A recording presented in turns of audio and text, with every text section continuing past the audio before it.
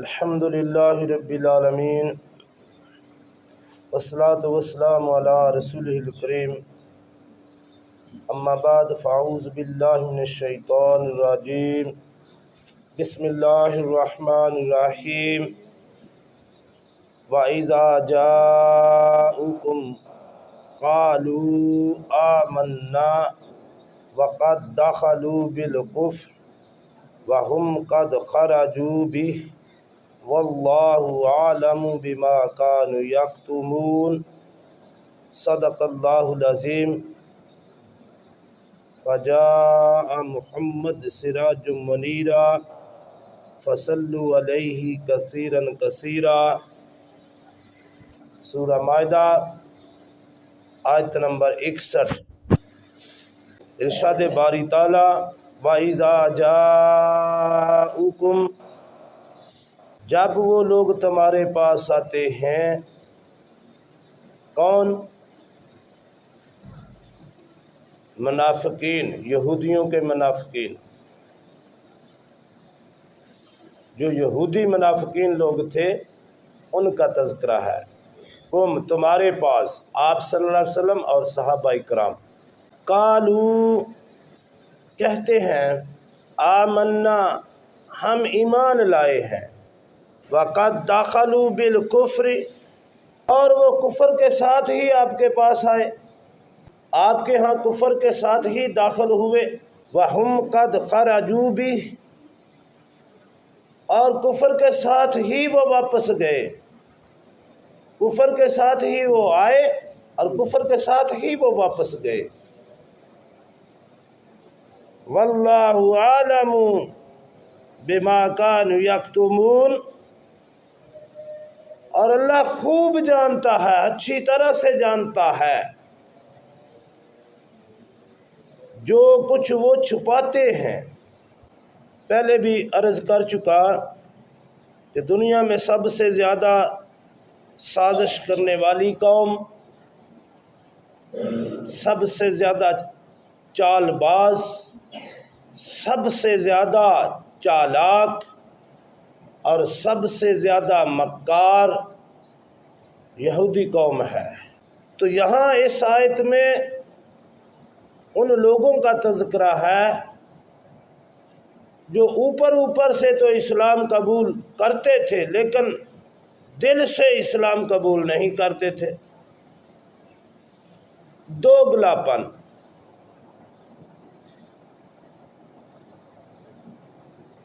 خالی زبان سے کہہ دینا قبول نہیں ہے، زبان سے اقرار اور دل سے تصدیق ضروری ہے۔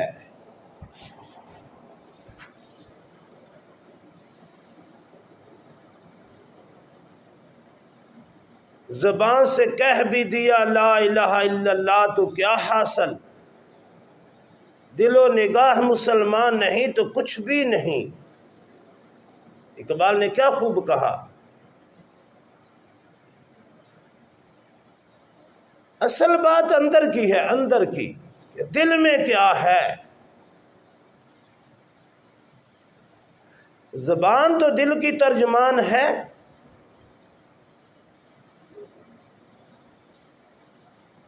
یہ بعض اوقات غلط ترجمہ بھی کر دیتی ہے۔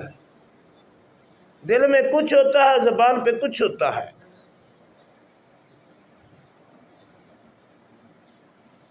یہی منافقت ہے نا،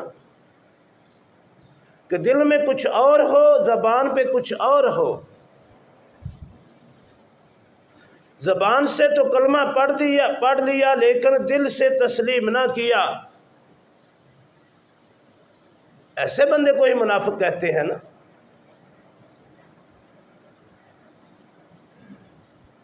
تو اللہ نے یہاں اسی چیز کا تذکرہ فرمایا ہے۔ اسی لیے اسلام میں نیت کی بڑی اہمیت ہے۔ انما الاعمال بالنیات او کما قال رسول اللہ صلی اللہ علیہ وسلم، اور یہ حدیث تقریباً ہر محدث اپنی کتاب کے آغاز میں لایا ہے۔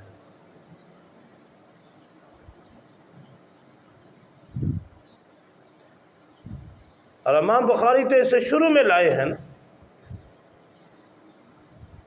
کہ عملوں کا دار و مدار ہے ہی نیت پر، نیت خالص ہوگی تو اس کے مطابق ہی پھل ملے گا۔ تو یہاں بھی یہ چیز سمجھائی جا رہی ہے کہ بات ساری نیت کی ہے، نیت کی۔ دیکھنا بہت سارے ایجنسیوں کے لوگ بڑے بڑے اللہ والوں کے پاس جاتے ہیں صرف ان سے معلومات لینے کے لیے، ورنہ اللہ والوں کی محفل میں جو لوگ جاتے ہیں وہ خالی دامن نہیں لوٹتے،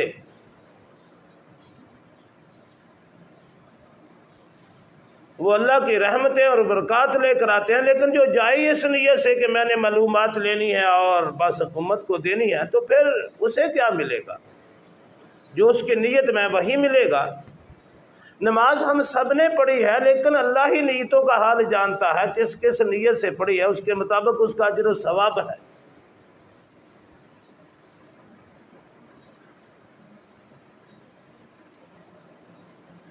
تو اللہ نے فرمایا کہ جب وہ آپ کے پاس آتے ہیں قالوا آمنا، دیکھو جی ہم ایمان لائے ہیں، ہمارے ایمان کا کیوں اعتبار نہیں کرتے؟ ہم بھی تو ایمان والے ہیں، ہم بھی تو دیکھو نا جی پہلے نبیوں پر ایمان لاتے ہیں، حضرت موسیٰ کو نبی مانتے ہیں، فلاں کو نبی مانتے ہیں، فلاں کو نبی مانتے ہیں، ہم بھی تو نبیوں کے ماننے والے ہیں، ہم پر اعتبار کیوں نہیں کیا جاتا؟ تو اللہ نے اس کا جواب دیا وَقَدْ دَخَلُوا بِالْكُفْرِ، وہ آپ صلی اللہ علیہ وسلم کی بارگاہ میں داخل ہوئے، کفر کے ساتھ ہی داخل ہوئے۔ زبان سے تو کہہ رہے تھے کہ ہم نے ایمان لائے، ہم ایمان والے ہیں، لیکن ان کے دلوں میں کفر ہی تھا۔ وَهُمْ قَدْ خَرَجُوا بِهِ، اور وہ کفر کے ساتھ ہی واپس گئے ہیں، کفر کے ساتھ ہی آئے ہیں، کفر کے ساتھ ہی واپس گئے ہیں، ایمان تو ان کے دلوں میں داخل نہیں ہوا۔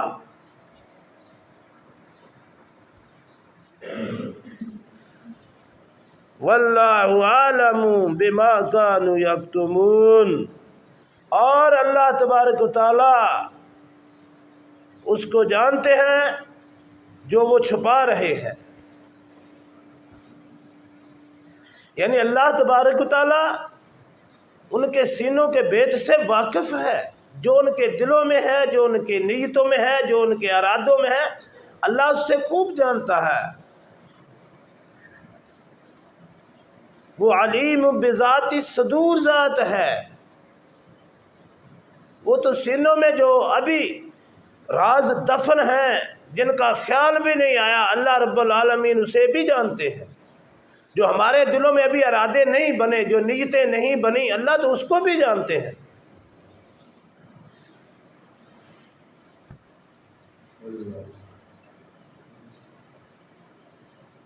حضرت عثمان غنی رضی اللہ تعالیٰ عنہ خلیفہ وقت تھے، اور ان کی بارگاہ میں کچھ لوگ آئے، تو ایک تابعی ان کی بارگاہ میں آیا، بیٹھے رہے، تو حضرت عثمان غنی نے فرمایا کہ کچھ لوگ ہماری محفل میں آ جاتے ہیں، لیکن ان کے اعمال اچھے نہیں ہوتے، وہ بدکاری اور غلط نگاہوں کو استعمال کر کے ہماری محفل میں آ جاتے ہیں، انہیں پرہیز کرنا چاہیے۔ جب لوگ اٹھ کے چلے گئے تو وہ شخص بیٹھا رہا، وہ کہنے لگا کہ حضرت کیا وحی اب بھی آ رہی ہے؟ تو حضرت عثمان غنی نے فرمایا کہ نہیں، وحی کا سلسلہ تو بند ہو گیا ہے۔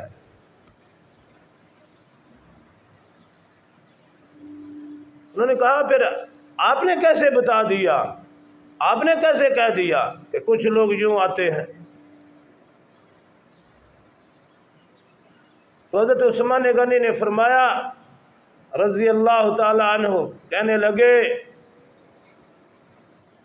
بندہ مومن کو اس کی فراست سے پتہ چل جاتا ہے۔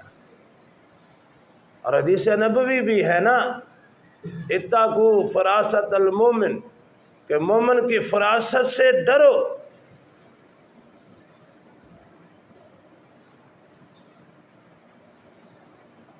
جب وہ دیکھتا ہے اس کے دیکھنے میں اللہ کی مدد شامل ہوتی ہے۔ تو کہا تمہارے اعمال سے، تمہارے چہرے سے یہ نمایاں ہو رہا تھا، تمہارے چہرے کے آثار بتا رہے تھے۔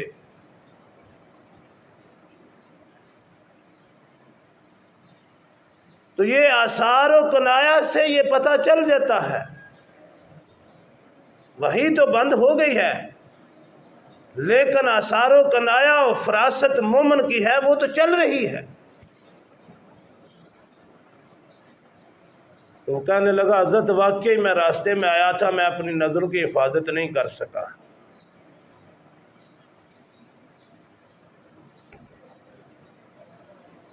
جو دل میں بری نیتیں ہوتی ہیں ان کا اثر دل و دماغ تک پہنچتا ہے، اعضاء تک پہنچتا ہے، حتیٰ کہ اگر نیت میں فطور ہے تو آنے والی اولاد پہ بھی اس کا اثر پہنچتا ہے۔ یہ آج کی میڈیکل سائنس کہہ رہی ہے کہ ماں باپ کے ارادے اور نیت کا اثر بھی اولاد کے اوپر، جو اولاد ابھی دنیا میں نہیں آئی، جو باپ کی پشت میں اور ماں کے رحم میں ہے، اس پر بھی اثر پہنچتا ہے۔ تو بہرحال بات پھر لمبی ہو گئی، تو ہمیں سوچنا چاہیے، ہمیں اپنی نیتوں تک کو صاف رکھنا ہوگا۔ یہ بڑے نازک معاملے ہیں، بہت نازک معاملے ہیں۔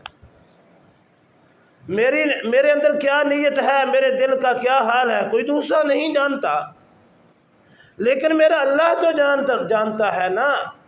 میں کس نیت سے بیٹھا ہوں، میں کس نیت سے بیان کر رہا ہوں، کس لیے بیان کر رہا ہوں، اس کے پیچھے اللہ کی رضا ہے یا دنیا کی واہ واہ ہے یا شہرت مطلوب ہے، کیا ہے پیچھے؟ یا مجھے پتا ہے یا میرے اللہ کو پتا ہے؟ اور جو اس دل میں نیت پک رہی ہے، جو اس دل میں نیت اور ارادے ہیں، پھل اس کے مطابق ملنا ہے۔ تو یہاں اللہ رب العالمین نے یہی بات سمجھائی ہے کہ دیکھو جو تمہارے دلوں میں ہے اسے زبانوں تک لاؤ، جو تمہاری زبانوں پہ ہے اسے اپنے دل میں اتارو، تب بات بنے گی۔ اقرار باللسان و تصدیق بالقلب، زبان اور دل ایک ہونے چاہیے، یہ نہیں ہونا چاہیے دل میں کچھ اور ہو زبان پہ کچھ اور ہو۔ اگر ایسا کرو گے تو اللہ رب العالمین نے فرمایا واللہ عالم، اللہ خوب جانتا ہے، اللہ کو خوب پتہ ہے، اچھی طرح سے اللہ واقف ہے بما کانوا یکتمون، جو کچھ تم چھپا رہے ہو۔ اللہ اکبر، اللہ معاف فرمائے، اللہ ہمیں اپنی نیتوں کو صاف ستھرا رکھنے کی توفیق عطا فرمائے۔ بڑے نازک معاملے ہیں، زندگی چند لمحے ہے، لیکن بڑے ہوش و حواس سے گزارنی پڑے گی۔